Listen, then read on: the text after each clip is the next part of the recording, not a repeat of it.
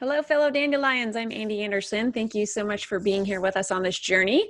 For those of you who don't know me, I am co-owner of AVAIYA University with my partner, Ike Allen. Have you ever noticed that dandelions often poke their way through the pavement, right? These are little creatures, little plants that are always finding their way to the light. And that's really how I see this community of dandelions. That's how I hope that as you continue watching these videos and listening to this content, that's how I hope that you're growing to see yourself, right? As someone who's resilient, someone who's strong, someone who always finds their way to the light, to freedom, to a happy life. We have another great masterclass lined up for you today with Lori and Bob Hollander, and they're here to talk with us about overcoming narcissistic relationships. And we dive into many different kinds of narcissistic relationships in this masterclass, whether those be romantic relationships, relationships with narcissistic parents, friends, coworkers, and more. And we also talk about the importance of taking a look at your past and how your childhood was. How were your parents? How were your siblings? What kind of an environment did you get raised in? And ultimately how your past can often be present in your adult relationships. So please enjoy this latest masterclass, everyone.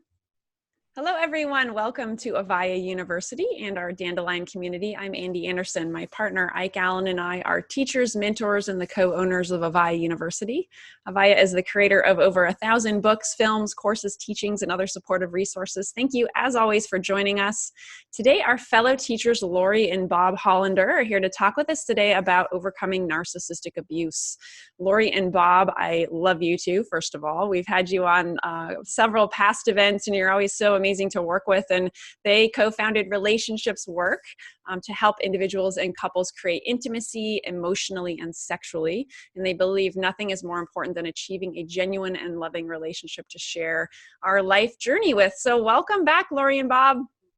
Thank you. Thank you. We really appreciate being here, Yes. Ande, and it's just exciting for us because we Right. love working with you. Right. Yeah, well, right back at you. I love the two of you. I love that you work together and you're a couple, and we're going to be talking about all of that today, obviously, for our viewers. And I also love that you have humor in relationships. That's one of my favorite things about you. So. Our relationship is not very funny sometimes, but other times it's laughable. okay. Laughable. Okay. Oh. Okay. So let's dive into this. So our community of viewers, of women, are people primarily who are either in a relationship with someone who is narcissistic, or maybe they've just come out. So I'd love it if we address the people who are now out of that relationship, but they're really struggling to heal from the trauma that they've been through from that relationship. So any suggestions you can give our viewers on how to manage that trauma, overcome that trauma? I'm going to start. Usually Lori starts and I just add on, but because you said something that triggered something in me, Ande, you said a life journey, you know, when it comes to a relationship, it is a life journey, but it's truncated with a narcissist. Because there might be a journey, but you're not really journeying with the other person. That's true. It's not a relationship that is growing and is an entity in and of itself. The narcissistic personality is on a separate track, and you're not going to be journeying him unless you go just along on that track. Right. So one of the biggest things is really working on finding your sense of self. And, you know, people say, well, what does that mean? And typically in these relationships, you know, women especially are the ones that are codependent, the pleasers, trying to do everything for the other person, don't spend much time thinking about who they are or what they want. And it tends to get exploited. And so women tend to either lose their sense of self, or maybe they've never really had one. And I think that is the most important thing, to figure out, who am I? What do I feel? What do I think? What do I want? And sometimes women in session, they go, I'm not sure, because they really have never focused on themselves. And so this is the time to really explore and look forward, as well as look inside. you know, because most of the time we've been looking inside the other person.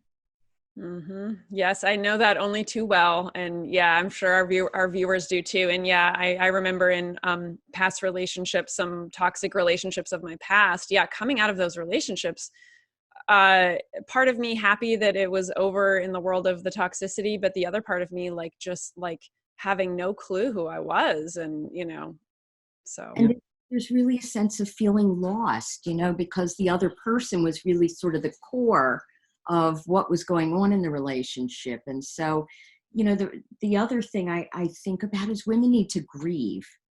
I don't know if that's talked a lot about in, you know, when we talk about losing a narcissist, because people think of it more as, hooray, you know, you're out of that toxic relationship. But whether it's toxic or not, you have had a tremendous loss.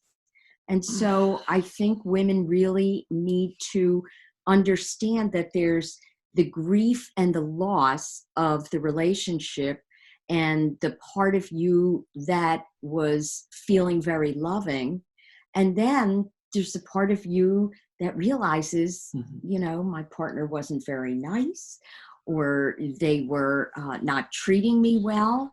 And you struggle with both feelings. One of the things that if you're now released from this conundrum here, which does rob you of yourself, and there's that loss too. I mean, there's a loss of a relationship and a loss of maybe of the hope of a relationship.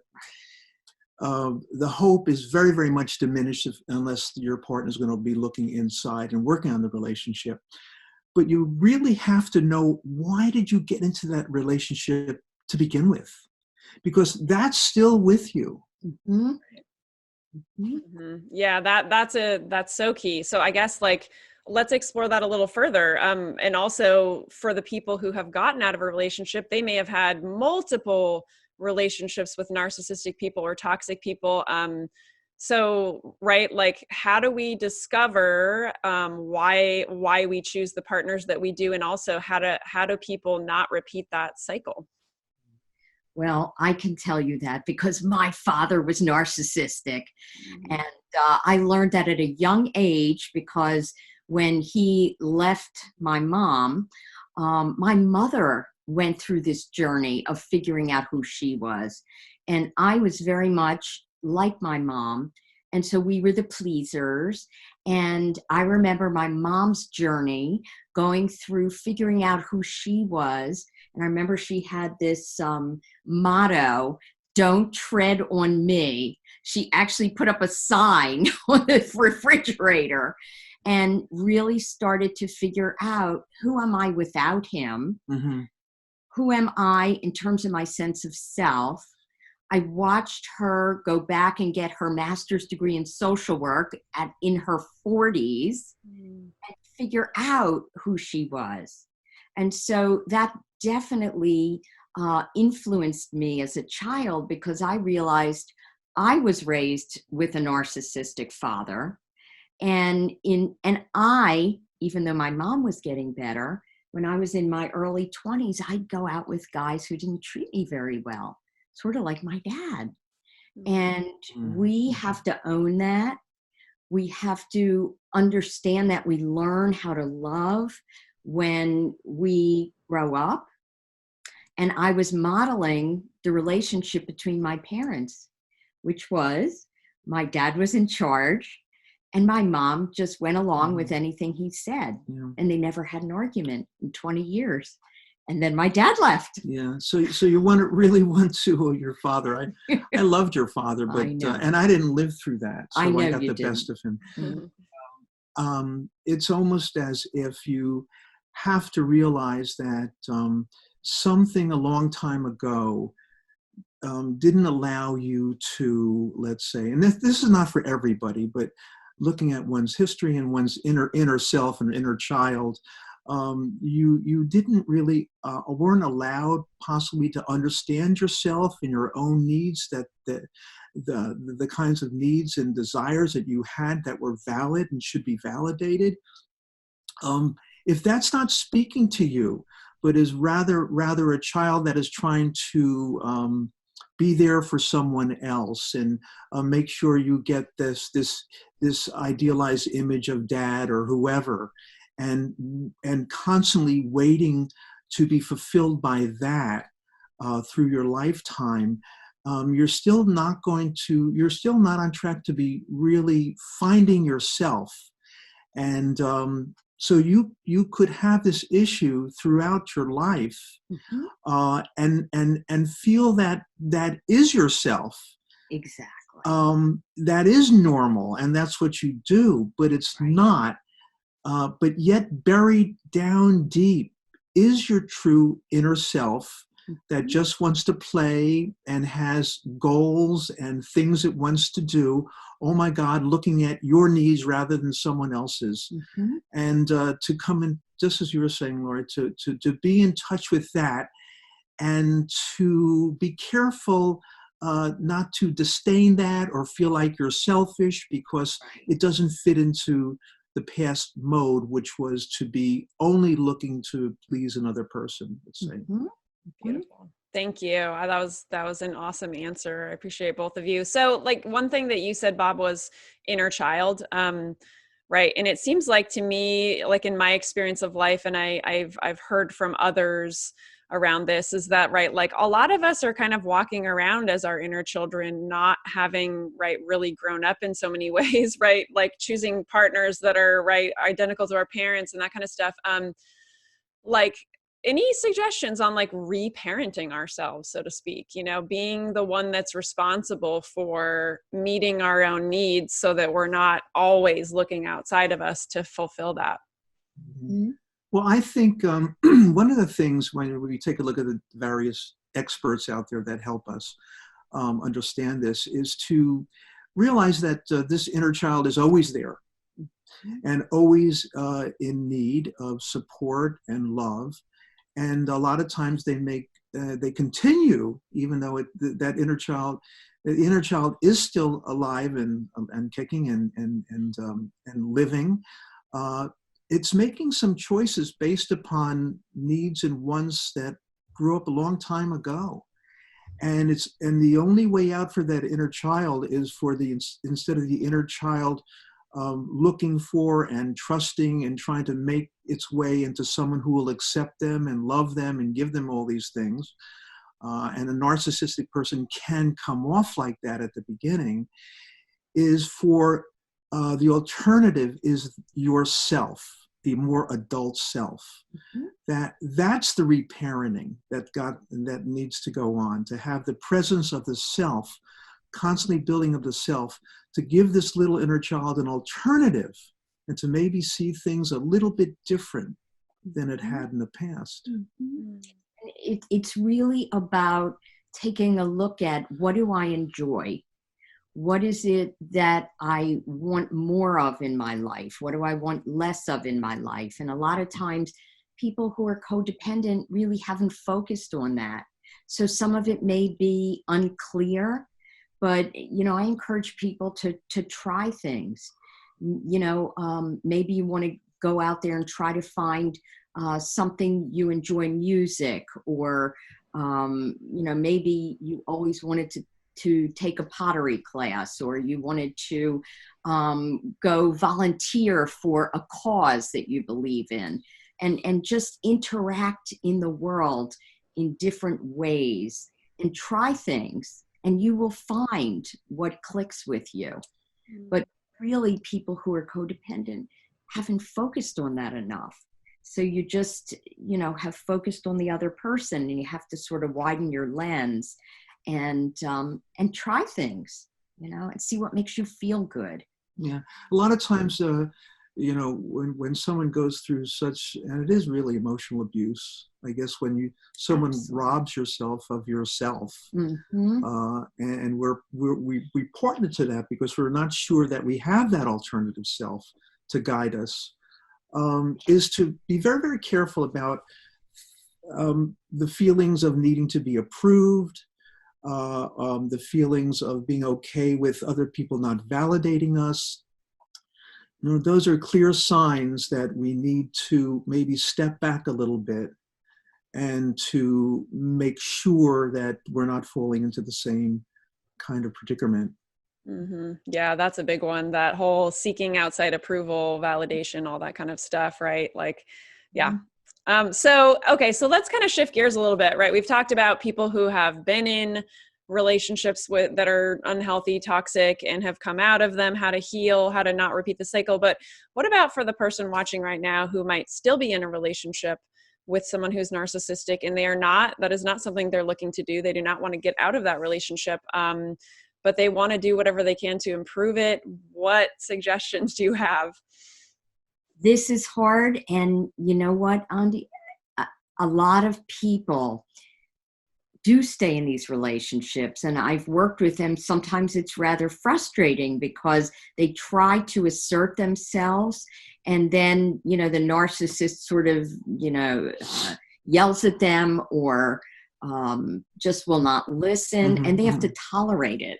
So in those relationships, I think you have to set your expectations appropriately, because that person most likely isn't going to change, and you sort of have to work around them. You have to really set your boundaries. What are the things that you are not willing to do, even if they are unhappy about it, and be okay with that. And you have to try to be as assertive as you can around the things that are most important to you, and ask for what you need.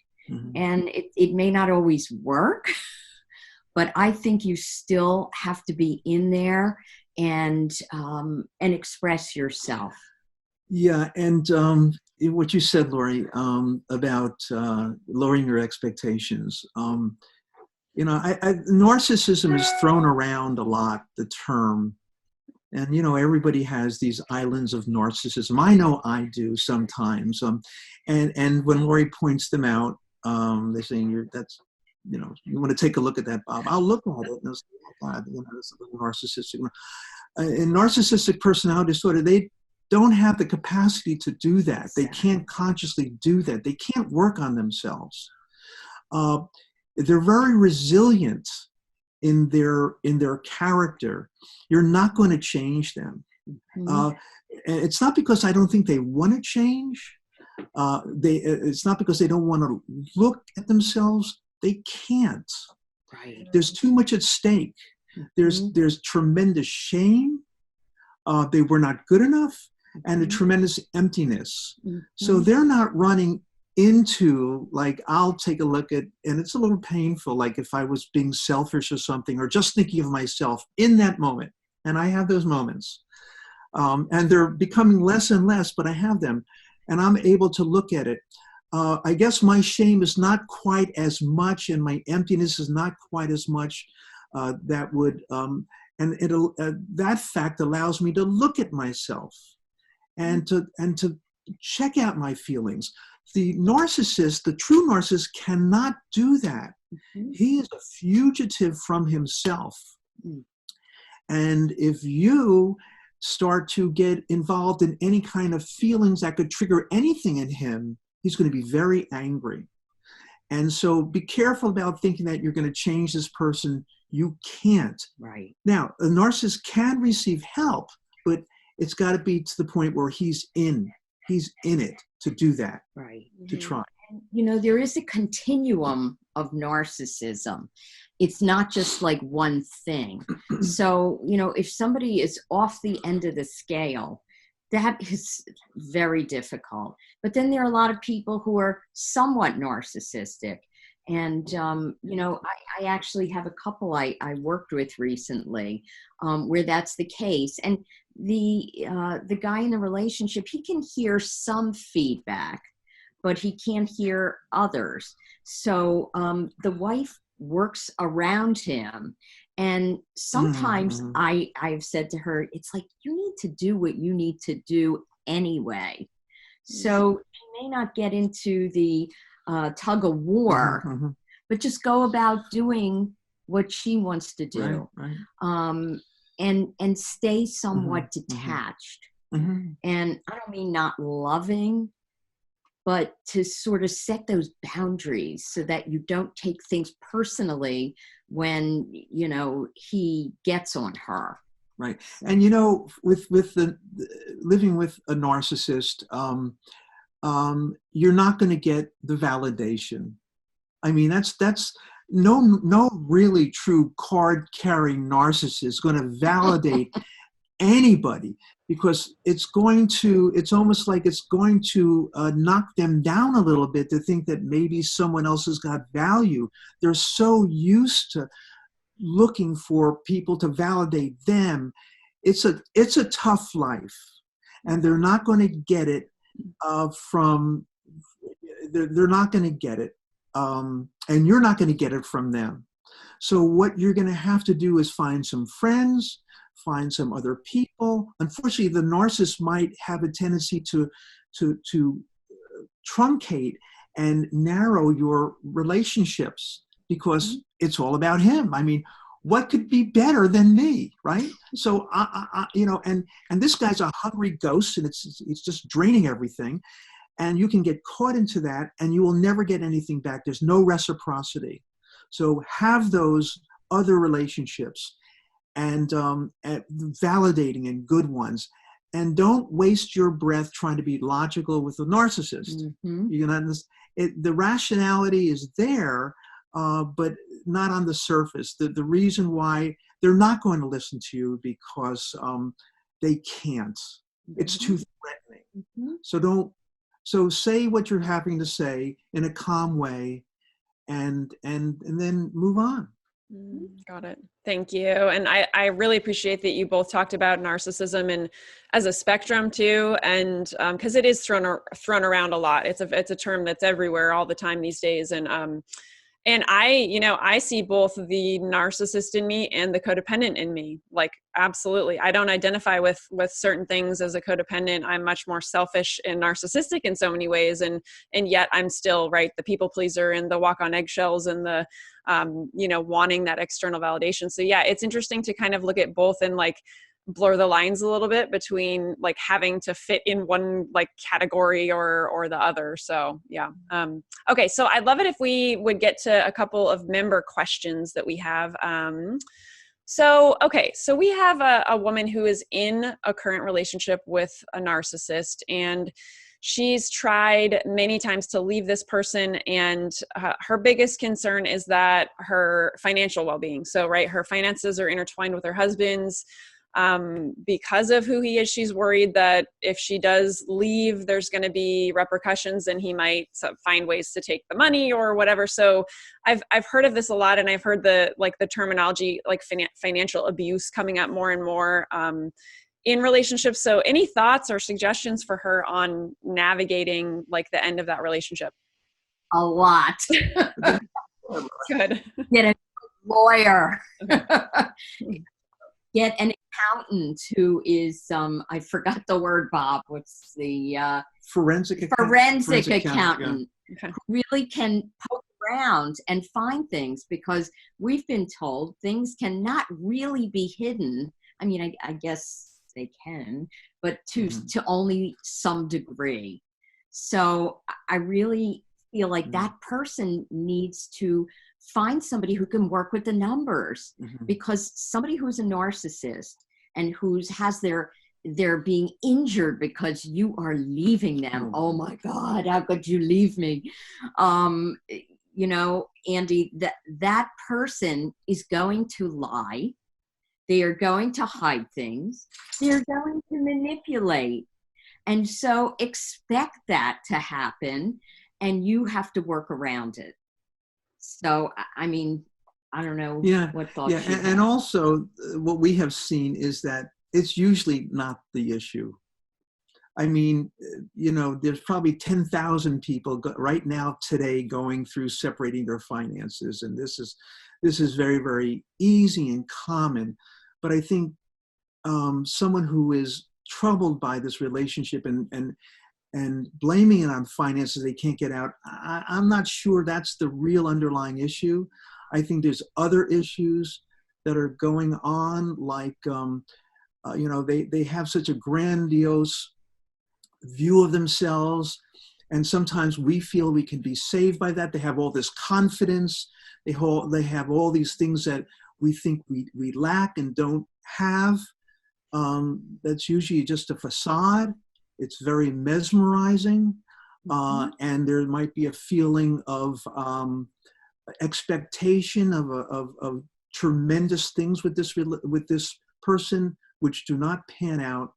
And then they still have that. It's almost like they feel like this person can complete them. But the narcissistic personality is not interested in completing you. It's got to complete him or herself. So sometimes this is just a representation. This financial problem is a representation of your fear to break with this narcissist. Right. I have another thought, Ande. I think women now this is very general, many women, especially women who are married to narcissists, probably haven't taken control of the financial aspect in the relationship. Right. And, you know, what Bob and I have found over the years, generally, when we've looked at gender differences and money, is, you know, what the studies show that usually the woman is in charge of the day-to-day expenses and paying bills, but men are more likely to be in charge of the stock market and your savings and, you know, your IRAs and that kind of stuff, and 401ks. So I advocate for women all the time, learn about money. Women understand more about finances.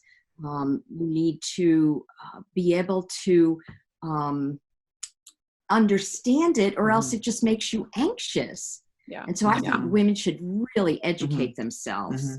And I think that might be a big part of leaving a narcissist or even staying with a narcissist. Remember this, that the narcissist is trying to control. Right. He's got to control, not because I necessarily think he wants to be in control because he likes that.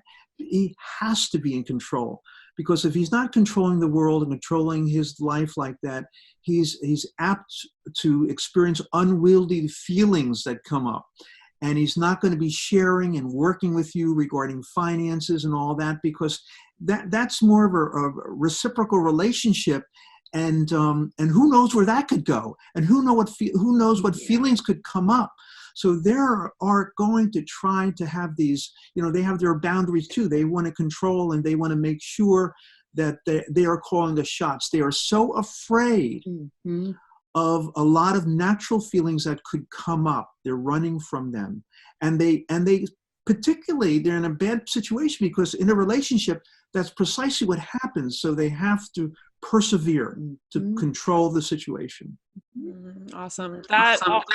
Great stuff. Amazing stuff. Thank you so much. And I think that I love that you dove into looking beneath the fear around the finances, because that's very good. Yeah. And so many people, yes, I would say also, right, statistically, women are not necessarily as in many ways responsible for the finances as the men are in so many relationships. So yeah, I love all that. That was really good. I think that'll be really helpful for people. So let's get to a couple other these member questions. So we have a woman who is having a lot of issues with depression after being in a relationship with a narcissist, which of course I can imagine. So any suggestions on like navigating depression after being in that kind of relationship? So a lot of times depression is a way. A lot of times people with depression drop out. Believe it or not, it's a defense system. It's the parasympathetic nervous system that just makes you collapse. And so then you want to have to take a look at, well, what is it about this being in a narcissistic a relationship with a narcissistic person? What is it that made you collapse? And what is collapsing? And what is collapsing might be the sense of self. And there might be a lot of self-loathing because, you know, women tend to be their own inner critic. And we end up feeling like it's our fault that the relationship didn't work out. So women tend to, you know, go inside themselves. And also, one of the definitions of depression is anger turned inward. And so I feel like it's a great exercise for women to start getting more in touch with their anger. And when you express your anger out and think about how this person hurt you, you are more likely to be less depressed. Right. And I think we tend to turn that in on ourselves. And I think when you get angry, you are seeing more realistically what you're dealing with. And you're not so much blaming yourself anymore. And you're taking a better inventory of this person. And then once you do, not to blame so much, but to understand your choices and understand not the reality that he lives in, because his reality is not real and it's like a fantasy, but to understand your reality and to believe in that. And that gets into the inner child and the little girl that just wants all these things that will never get it from the narcissistic person.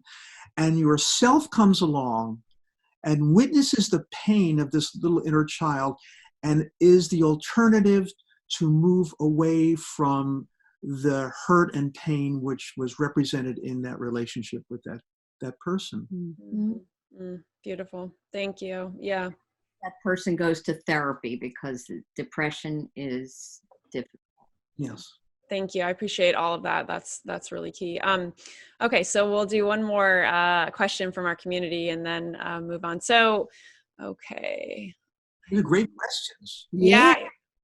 I know, right? Like, oh, hold on a second. I just lost my place here. Okay. Okay. So we have someone who she's married to a man, a narcissist, and she's working on setting boundaries. She says when she tries, she becomes fearful and doesn't follow through. Any advice for her on, right, getting up the courage to set those boundaries and not be living in that fear place? I think it's really important to take a look at, well, what are you afraid of? We get stuck in our fear and we don't go any further. We just get afraid. Our fight or flight mechanism goes off and we get frozen. So it's important to really think, well, what if? What would happen if I actually do that? And I always say to women, answer the question. If I said to him, I want to do this today, you know, well, what would happen if you speak up? And a lot of times people feel that they might be told they're wrong or no, I'm not going to do this. And then I say, and then what? Then what would you do? Don't stop there, you know? And ultimately, it's a matter of confronting the fear and being aware that it's okay not to just be that little girl who has to please everyone. It's important to be able to please yourself. And where does that come into play in relationships? It's a seesaw, it's a balance. So to really know that you have a right to express yourself, to do things your way sometime, and just take the fear on. And then the other thing, Ande, is I always encourage women to write it out, make it more concrete, because what we think in our head when we have a conversation does not always come out of our mouth. So we think we know what we're going to say and it doesn't come out that way. Write it down, practice the dialogue, speak up, and it'll roll off your tongue if you've practiced. And there's always a sense that I'm not good enough. And the way to be good enough is to be good in his or her eyes, you know, the narcissist eyes. And when you speak up like that, that question seems to fade.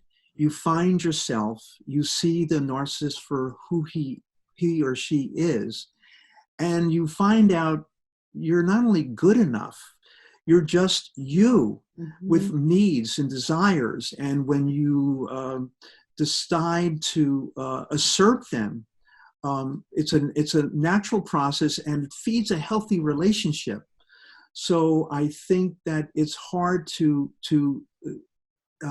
try to establish those boundaries, because that, again, that inner child might be saying that that's a bad thing to do. I'm going to catch some anger. He's very controlling. He's very rigid. What am I risking here? Well, you're risking a lot too if you don't. Right.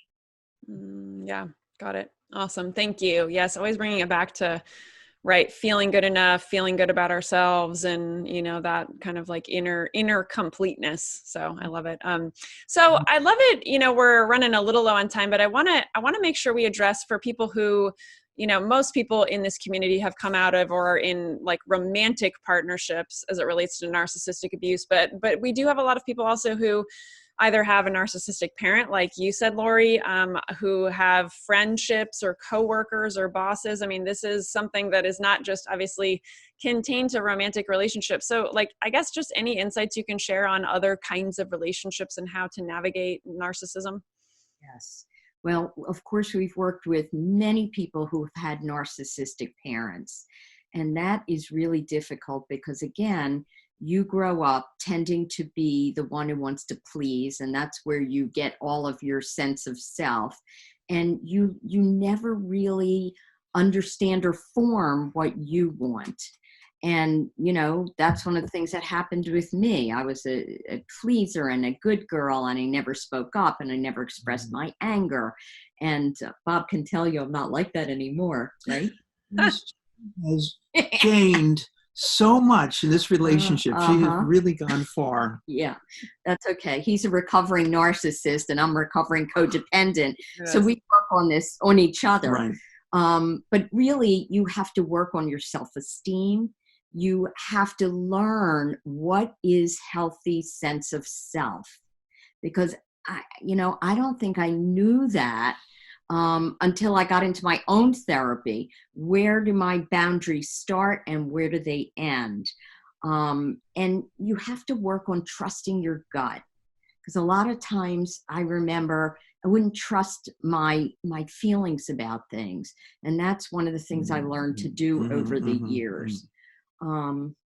Yeah, just that's where I think a lot of it starts. A person who gets involved and tries so hard with a narcissistic relationship is their self is, in a sense, crippled almost by a parent who is not validating, a parent who doesn't see you, a parent that is not desiring to share themselves, fully empathizing and wanting to know and curious about yourself.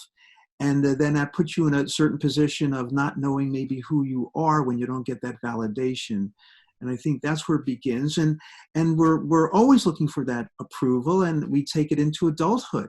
So I would be, again, going back to some of the roots. And if you have narcissistic if you had narcissistic parents, there's probably a correlation between you dealing with times when you are with a narcissistic partner, looking for that approval and that safety, and waiting for the time when you have this perfect person to take care of you and for you to fulfill. Well, that's not going to happen. The only way you're going to fulfill anything is fulfilling inside, not outside. Mm-hmm.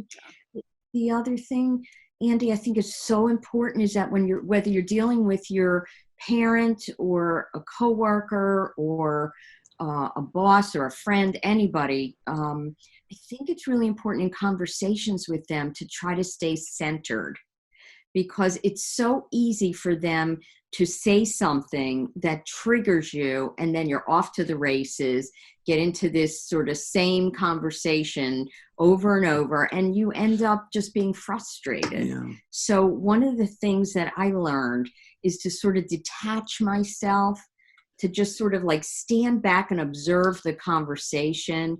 When I would go visit my dad as an adult and he would say things that trigger me, I would just sort of catch myself being triggered, just say, oh, there that goes again. Mhm. And then I would make a neutral statement like, yeah, I know that's how you see it. Or I understand that you feel that way. And just acknowledging the fact that I heard you doesn't mean I agree with you, but it also doesn't mean I disagree. I just want to stay on the outside. And that has been a tool that has helped me in many situations to not get into it. Yeah. And just remember that a lot of this is not about you. Right. I mean, we think it's, oh, I'm not good enough, or what did I do, or what did I say? It's not about you. Right. It's about them. Mm-hmm. And so don't take that on. That's one of the tricks. It's about what's going on with them. It's about this sense of tremendous emptiness that they're trying to fill, tremendous shame because they were shamed. They're entrapped, and they're doing the best they can. And unfortunately, though, as they try to do the best they can, you're not on their radar. You're more like an object rather than a loving partner. They can't afford to do that. They're fighting for their own survival. Beautiful. Thank you. Those are all great, just amazing suggestions for everyone in navigating that in all areas of life and different relationships. Thank you guys so much. This has been just a wealth of information. And how can people learn more about you or work with you if they want to, move forward? Where can they find you? Right. Our website is relationshipswork.com. That is the best place for people to find us. I've been writing a newsletter for about 15 years and have many blog posts sorted by, topic, and they're really great conversation starters. So I always suggest to people that they sign up for our e-newsletter list. And search the blog if you're working with a partner and say, what do you think of this article? This resonated with me. So that's one tool that we talk about with people. And, in terms of working with us, Bob and I are doing sessions online, virtually at this point, on a HIPAA compliant website, and we're finding it very effective. We work with individuals and couples, ourselves, as well as we work with some couples as a team. And that has been very interesting. A lot of our stuff does percolate up, and they see it. And hopefully we do a good job in trying to work our way through it, right? Yes. Okay. And, we're able to actually take somebody else's argument and then we do the argument or role play it in a healthier way. Really cool things. And then people get to watch themselves sort of through us resolve it by speaking differently to each other. So it's really powerful. So we love working together, but we also each have our own clients. Yeah. So Thank you. And we'll have a link below, everyone, so you can click on to head over to Lori and Bob's site. And I love that. I love that about you guys. Of course you do that. That's amazing. That's so cool. So any last insights, anything else either of you want to share about this whole conversation, or any last words of wisdom to leave people with? No, just underneath, remember there is a self that is a beautiful thing. And that when it's unleashed and able to live its life the way it was meant to be, and finding another person that nurtures that's the right person. And Ande, I think it is so important for women to validate themselves. And just having gone through that and watching my mom, who went from a narcissistic husband to a really wonderful husband, that they have now been married over like 35 years. He has been more of a dad to me than my biological dad. And so I really encourage women, go look for a loving relationship. And the way to do that is by getting healthy yourself. And so don't give up. There are nice guys out there. I found one. I did too. After many years of therapy working on myself, really was about me believing that I deserved somebody who would treat me nicely and not being afraid of a nice guy. Yeah, but you showed me how to do that, some of that, because I needed some help. Oh, yeah. And so she's provided it. It hasn't been painless, by the way. Oh, no. No, but I'm glad it's happening. But we walk our talk just like everybody else. We work on it even after our, how many years together, Bob? Way too many, Lauren. I always test him. How many years? It's over 30. 32. 32. 32. Yeah, I knew that. Well, congratulations. Thank you. I love that. Again, I love the two of you, and I love that you're walking your talk, and we all have our challenges along the way because we're human and we're in relationships. So there it is. Love it. Then thank you so much, for sharing all your wisdom and insights today. Just awesome. So thank you. All right. Thank you, Andy. Take care. All right. And thank you everyone for showing up for yourself and being willing to go on this journey, and we'll see you again real soon. Take care. Hello, Dandelions. I hope you enjoyed this latest masterclass with Lori and Bob Hollander talking about overcoming narcissistic relationships. I love these two. I love how authentic they are. I love that they work together as a couple in helping other couples and people have healthy relationships, as well as work separately from each other in helping people have healthy relationships. I just really find them a very dynamic couple, and I hope that you got a lot out of both of their sides of things and both of their takes on, how to navigate and overcome narcissistic relationships, whether those be romantic partnerships, relationships with parents, relationships with siblings, coworkers, bosses, friends, you name it, however those relationships show up in your life. Some of the big things that I took away from this and that I'm continuously working on it myself is just always taking a look at, how did your childhood upbringing influence your adult relationships? Maybe you're someone who's watching this right now because you have recently gotten out of an emotionally abusive, narcissistic relationship. If that's the case, right? What have you looked at your childhood? Have you looked at the people that brought you up? Have you looked at the environment that you grew up in? Did you get your needs met? Did you not? Did you have emotionally available parents? Did you have abusive parents?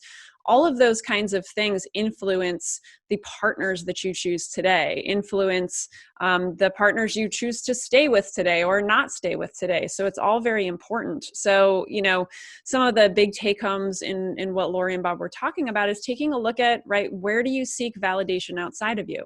Where do you seek approval outside of you? Are you someone who's a people pleaser in your relationships?